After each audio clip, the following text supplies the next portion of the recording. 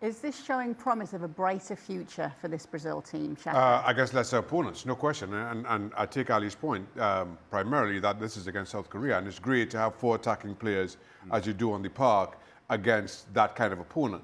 But against better opposition, you're relying on Bruno Guimaraes and Casemiro through the middle, or as those defensive shields to make up for any lost running in having that front 4.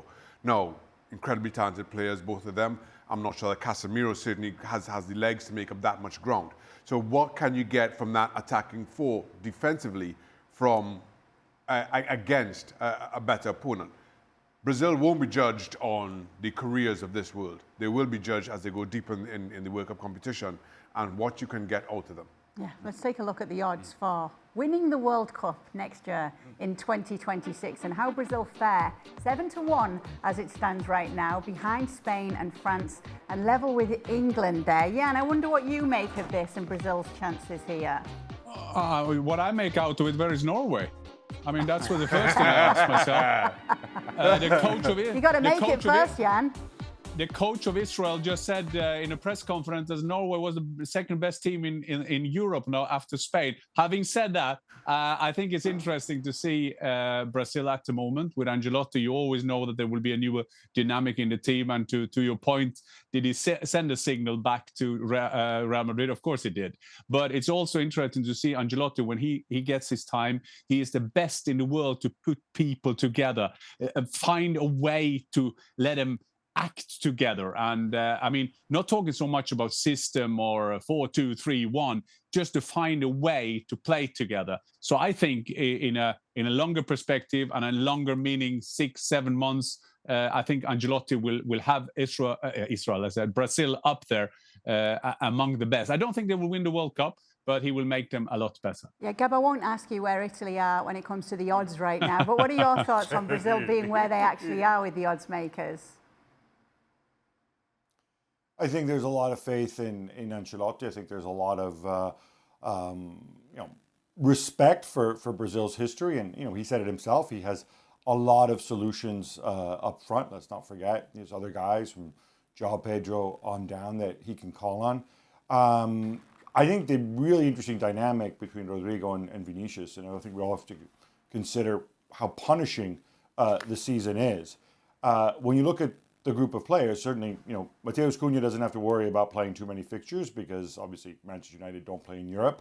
If Vini and Rodrigo are going to be kind of sharing time, or Rodrigo especially, not an automatic choice around Madrid, and he comes to the World Cup and he's fully fit and fully fresh, I think Ancelotti's not going to choose players on reputation. He's going to choose players on form, and I think that's good news for Estevao certainly, and potentially good news for Rodrigo. But I agree, in midfield also, big question. That's the one guy he's been loyal to, Casemiro.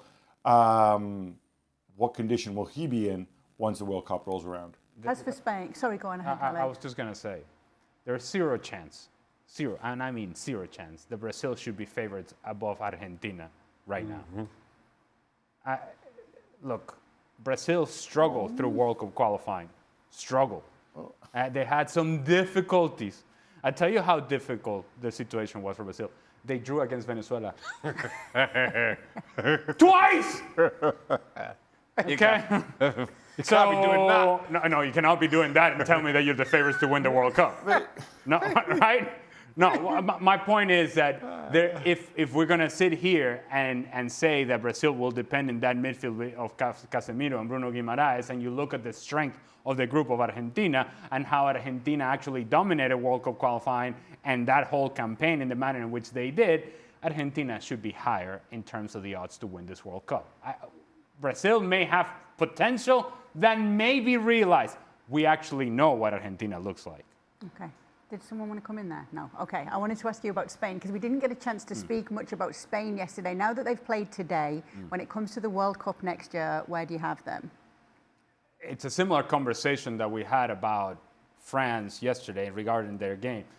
Today's game with Spain, not much more than a training session, really. Honestly, they would get a whole lot more playing 11v11 and inter-squad within Spain than playing this game against Georgia. But I think what's actually more impressive about Spain is the team, not even the teams that's on the bench, the team that is not available because of injury. The players that weren't even in the stadium weren't even close to this call-up because of their injuries. And you're talking about Nico Williams, and you're talking about players like Lamine Yamal, or you can go Fermin Lopez, or Gavi, or Dani Olmo, and you can keep going down the line of players from Spain, and you're thinking they can actually be better than what they have been so far. I think Spain, much like France, they go into the World Cup at the very top of the very favorites to win the whole thing. My concern with Spain is sometimes in their willingness to play this expansive game, which I'm not going to criticize because it's much better than passing sideways and back and sideways and back, sideways and back, which goes nowhere. With Luis de la Fuente, they are more expansive, and sometimes managing leads late in games can be a problem for them because they don't really know how to defend a lead late unless they have the ball. And if you take the ball away from them, then defensively they have issues, just like they have issues in the goalkeeping position. Sorry, Shaq. But Unai Simon has a big mistake in him in a big moment. It doesn't get any much bigger than the World Cup. Those are my concerns, but it doesn't mean that they're not among the favorites and should be among the favorites going into the World Cup. Gab? Well, and if Unai Simon goes down, you've got Raya, you've got Robert Sanchez. There you go. No, I think Ali photographed it well. There may be a ton of talent, but yeah, that question for me still at the back, whether it's Robin Lenormand or Laporte or Vivian, under pressure without the ball, do they have that additional oomph? But I got to say, we are kind of like, and I say this from Italy's perspective, we are kind of like nitpicking some of the strongest teams in the world and seeing where they may have flaws. I don't have Spain as World Cup favorites, but for me at least, they're right up there with the other ones. Yeah, do a great Don't job underestimate. nitpicking. Yeah, okay. I just want to say, just don't underestimate the culture of winning things, culture of experience that they have, these teams. Because now we're up at the top. If you, for example, compare it to England, who can't win the championship, they need to win the championship. Spain and France will come there with the expectation that we just have done it in a modern time. They can see the way they're winning. I mean, that has always been the advantage for Brazil and Argentina because they know they have done it so many times. And you get a feeling of this Spain team, whoever they're playing, I think I'll analyze that very good, but the broad squad that they're having with all the players they got out to the team.